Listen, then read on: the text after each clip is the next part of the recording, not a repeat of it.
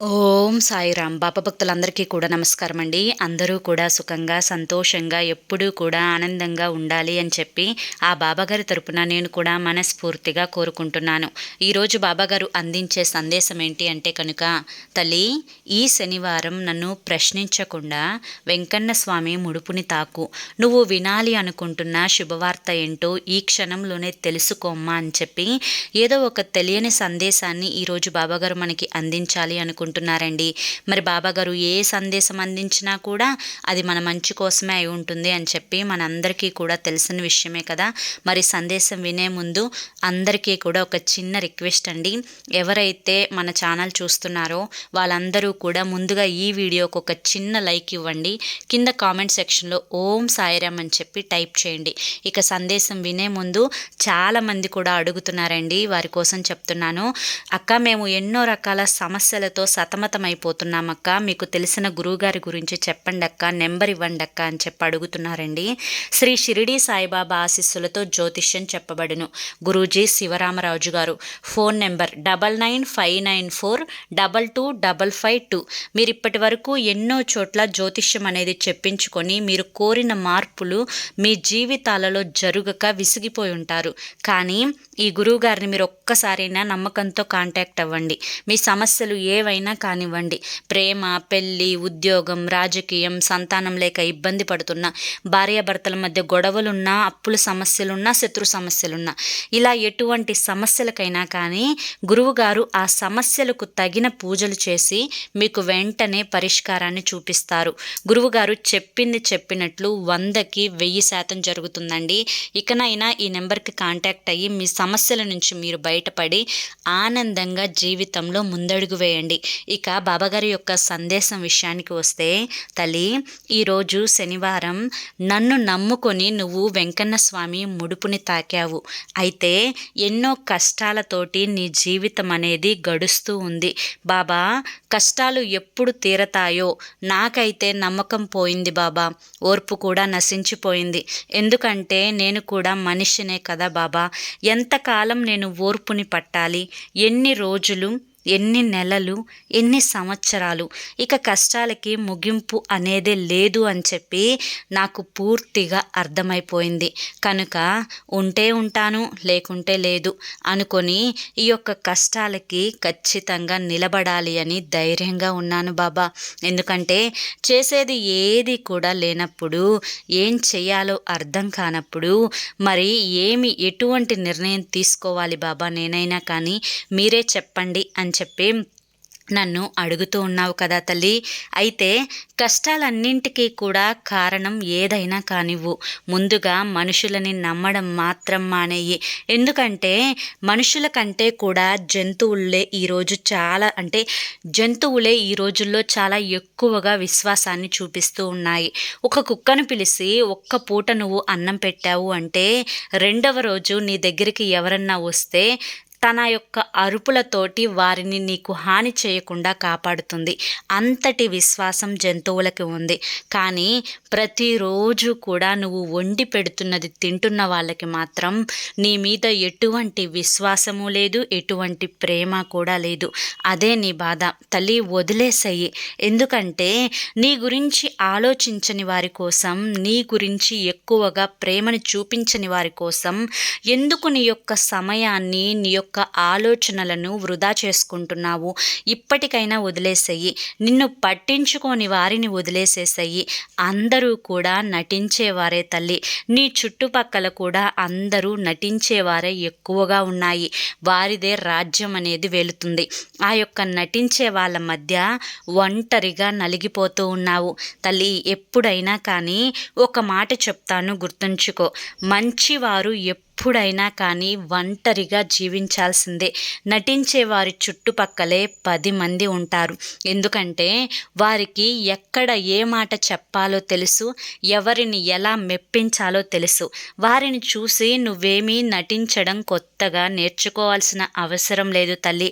నాకు నీలో నచ్చిన గొప్ప విషయం ఏంటి అంటే ఆ నటించడం నీకు తెలియకపోవడం. నీ మనసు పసిపిల్లల లాంటి మనసు తల్లి. కొంచెం సంతోషం వస్తే వస్తే చాలా పొంగిపోతావు, కొంచెం బాధ కలిగితే చాలా కుంగిపోతావు.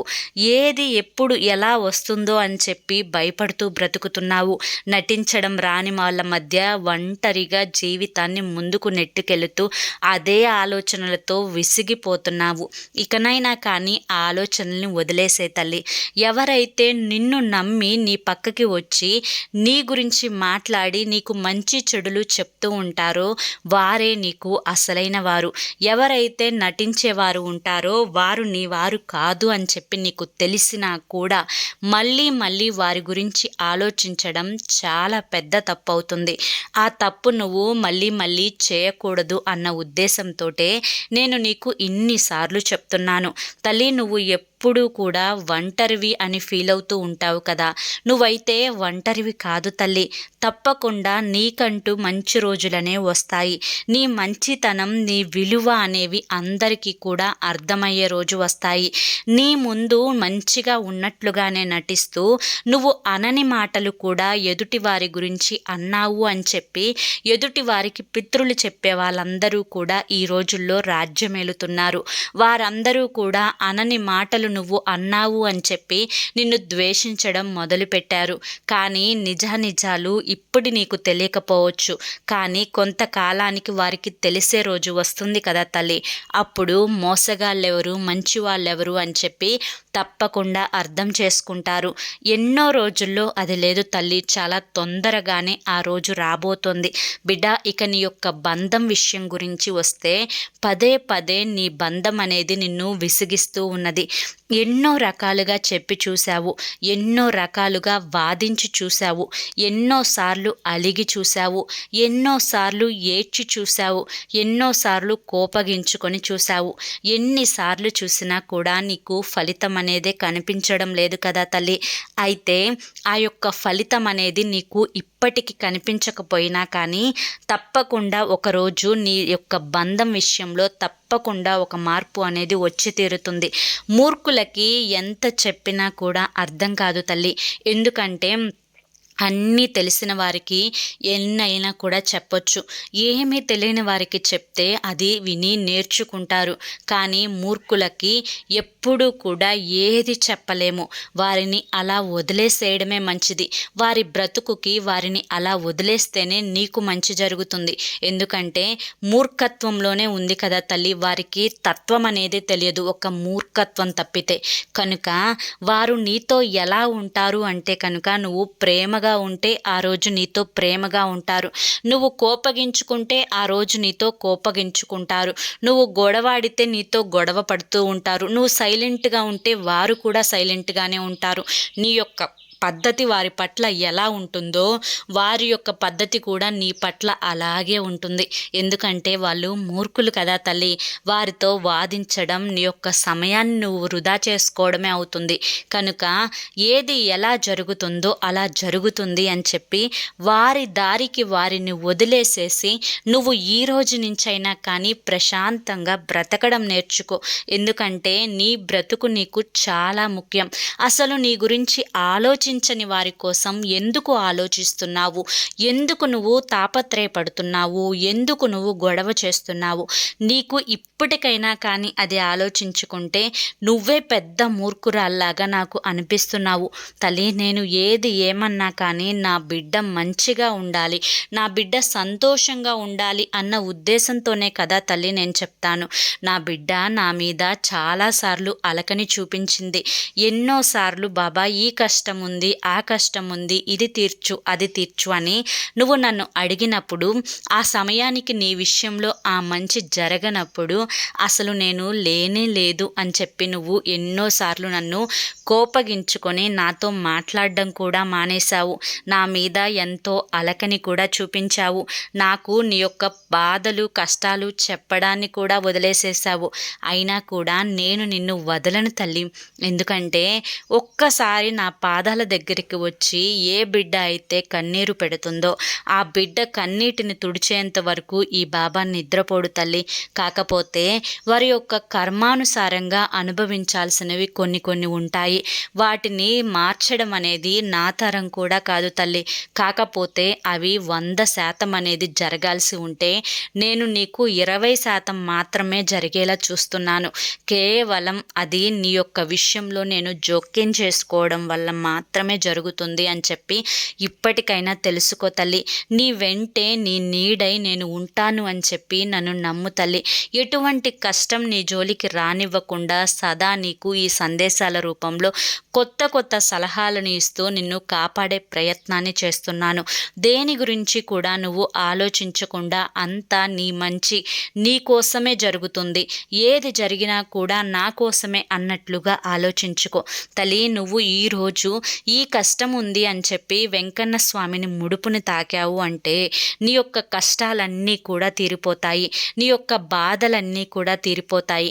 వెంకన్న స్వామికి తన యొక్క కష్టాన్ని చెప్పుకొని ప్రతి ఒక్కరూ కూడా ముడుపుని కట్టుకొని దాన్ని పవిత్రంగా చూసుకుంటూ తిరుపతి వెళ్ళినప్పుడు ఆ ముడుపుని హుండీలో వేసుకొని తన బాధని తీర్చినందుకు సంతోషం స్వామి అని చెప్పి వెంకన్న స్వామికి చెప్పుకొని వస్తారు.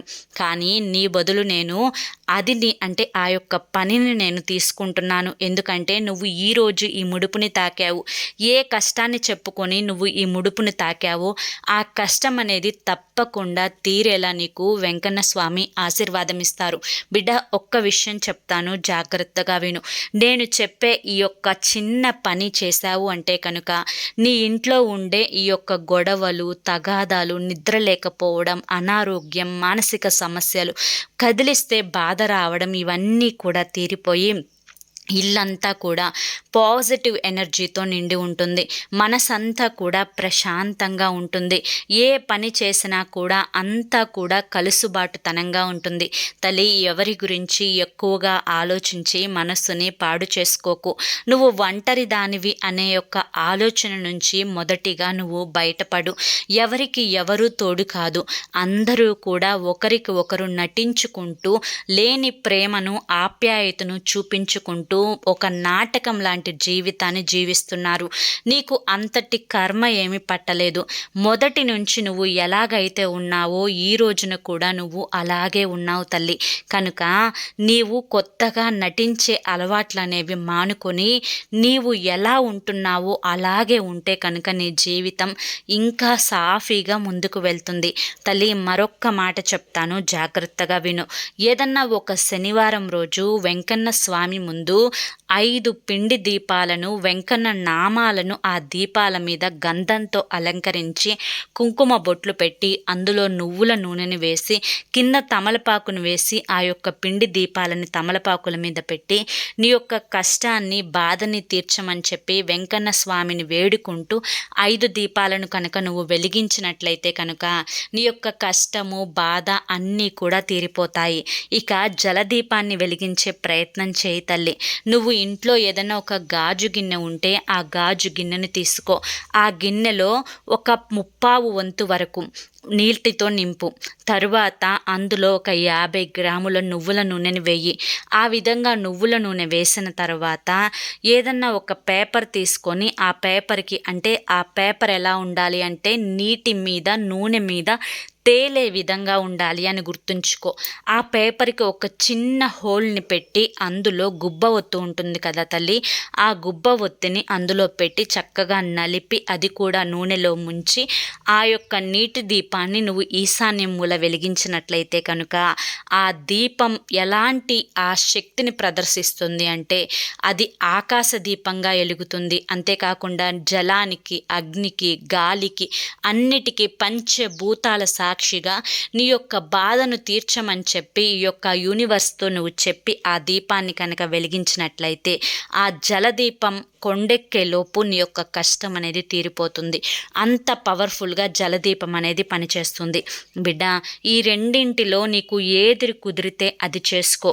పిండి దీపాలు వెలిగించడం కానీ లేదా జలదీపం వెలిగించడం కానీ, ఈ రెండింటిలో ఏది కుదిరితే అది, ఏదైనా ఒక్కటైనా కానీ వచ్చే శనివారం లేదా పై వచ్చే శనివారం అయినా కానీ చేసుకునే ప్రయత్నం చెయ్యి తల్లి.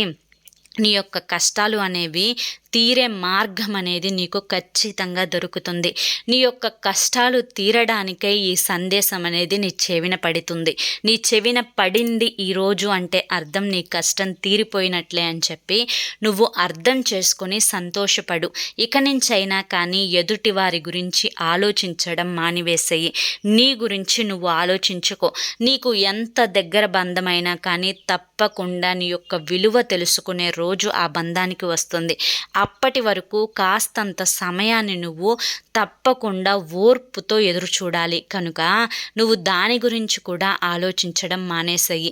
నీ యొక్క ఆరోగ్యం, నీ యొక్క మానసిక స్థితిని సంతోషంగా ఉంచుకోవడం, నీ యొక్క పనులను సక్రమంగా చేసుకోవడం, వీటి పట్లనే నీ యొక్క శ్రద్ధ మొత్తం కూడా ఉండాలి. గడిచే ప్రతి నిమిషం కూడా సంతోషంగా గడపటం నేర్చుకో. నువ్వు ఎప్పుడైతే సంతోషంగా ఉండటం, నువ్వు ఎప్పుడైతే ఆనందంగా ఉండటం నేర్చుకుంటావో ఆ రోజు నుంచి నీ బాధలన్నీ కూడా గాలిలో కలిసిపోతాయి. ఆ క్షణం ఈ క్షణమే అవ్వాలి అని చెప్పి నేను ఆశిస్తున్నాను. తప్పకుండా పాటిస్తావు అని చెప్పి కూడా కోరుకుంటున్నాను. ఇక నువ్వు ఎదురు చూస్తున్న శుభవార్త ఏదైతే ఉందో అది ఖచ్చితంగా వచ్చే శనివారం లోపు నీ చెవిన పడుతుంది. నీవు ఏదైతే జరిగితే నా జీవితంలో ఈ క్షణంలో ఏది జరిగితే నేను సంతోషంగా ఉంటాను అని చెప్పి నువ్వు 100% ఆ కోరికను అనుకుంటావో ఖచ్చితంగా ఆ కోరిక అనేది వచ్చే శనివారం లోపు తప్పకుండా జరిగి తీరుతుంది. నన్ను నమ్ము తల్లి అని చెప్పి ఈరోజు బాబాగారు మనకి చాలా చక్కటి సందేశాన్ని అందించారండి. మరి బాబాగారు అందించిన ఈ సందేశంలో ఎంతో గొప్ప ఆంతర్యం ఉంది. మరి ఈ సందేశం మీ అందరికీ కూడా నచ్చింది అనుకుంటున్నాను. నచ్చింది అనిపిస్తే చూసి వెళ్ళే వాళ్ళు తప్పకుండా ఒక చిన్న లైక్ ఇవ్వండి. మొదటిసారి సాయి పిలుపు ఛానల్లోకి వచ్చినట్లయితే కనుక తప్పకుండా సబ్స్క్రైబ్ చేసుకొని లైక్ ఇచ్చి సపోర్ట్ చేయండి. మరి రేపు మరొక మంచి సందేశంతో తప్పకుండా కలుసుకుందాం. అంతవరకు కూడా బాబా ఆశీస్సులు అనేవి మీపై ఉండాలి అని చెప్పి మనస్ఫూర్తిగా కోరుకుంటూ సర్వేజన సుఖినో భవంతు. ఓం సాయిరామ్.